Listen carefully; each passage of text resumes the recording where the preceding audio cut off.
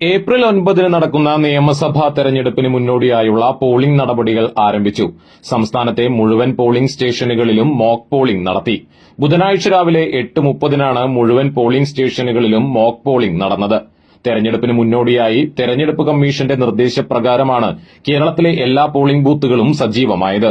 വെങ്കിടങ്ങ് വില്ലേജിലെ പാടൂർ അലീമുൽ ഇസ്ലാം higher secondary സ്കൂളിലെ 130, 131, 132, 133 ബൂത്തുകളിൽ രാവിലെ 8 മണിക്ക് തന്നെ മോക്ക് പോളിംഗ് ആരംഭിച്ചു.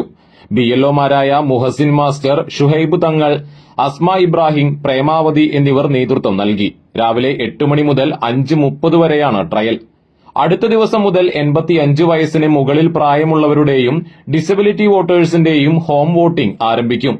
ഇലക്ഷൻ ഏറ്റവും സുതാര്യമാക്കുന്നതിന്റെ ഭാഗമായിട്ടാണ് വളരെ മുൻകൂട്ടി ട്രയൽ പ്രക്രിയകൾ ആരംഭിച്ചത്. കേരളത്തിൽ SIR നടപ്പിലാക്കിയതിനു ശേഷം നടക്കുന്ന ആദ്യ തെരഞ്ഞെടുപ്പാണിത്. അതുകൊണ്ട് തന്നെ വളരെ വിപുലമായ സൂക്ഷ്മതയോടെയുള്ള ഒരുക്കങ്ങളാണ് കമ്മീഷൻ നടപ്പിലാക്കിയിട്ടുള്ളത്. അടുത്ത മാസം 9 കേരളത്തിൽ ഒറ്റഘട്ടമായി നിയമസഭാ തെരഞ്ഞെടുപ്പ് നടക്കുന്നത്.